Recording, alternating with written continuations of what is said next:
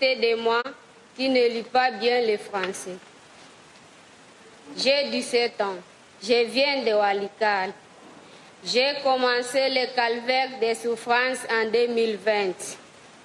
Un jour, nous allions puiser de l'eau à la rivière. C'était à Mousseng, dans un des villages du territoire de Walikale. C'était en 2020.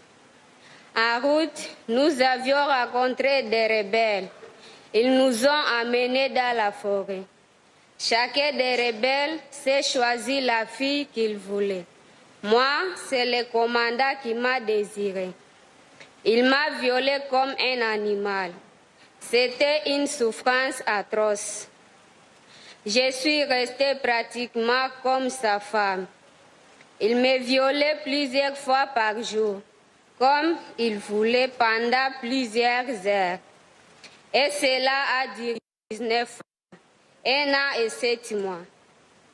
C'était inutile de crier, car personne ne pouvait m'attendre ni venir à mon secours. Et avec une de mes amies, la chance de m'échapper après 19 mois de souffrance. De cette expérience, je suis revenue à Sainte.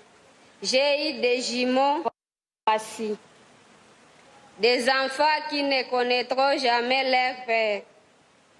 Mes autres amis qui étaient kidnappés avec moi ce jour-là ne sont jamais revenus.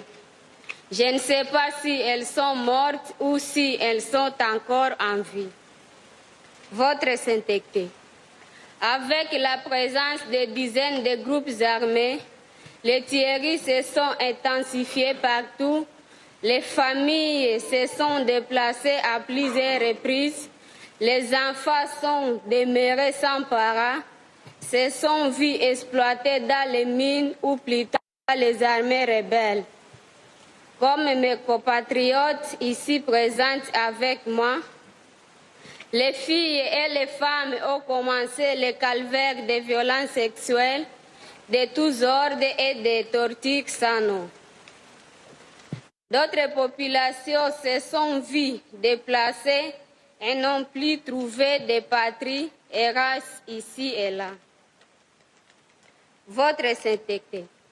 En tout cela, l'Église reste le seul refuge qui passe nos plaies et console nos cœurs à travers ses multiples services de soutien et de réconfort.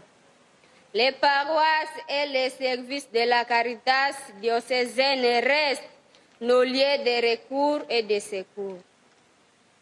Votre présence, sa sainteté, nous rassure que toute l'Église nous porte à cœur. Merci beaucoup d'être venu. Voici la natte, symbole de ma misère des femmes violées.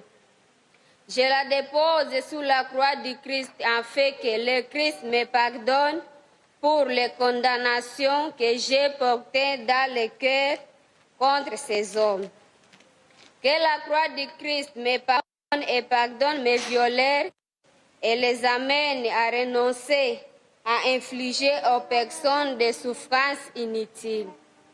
Voici aussi la lance identique à celles qui ont transpercé les poitrines de beaucoup de nos frères. Que Dieu nous pardonne tous et nous donne de respecter la vie humaine.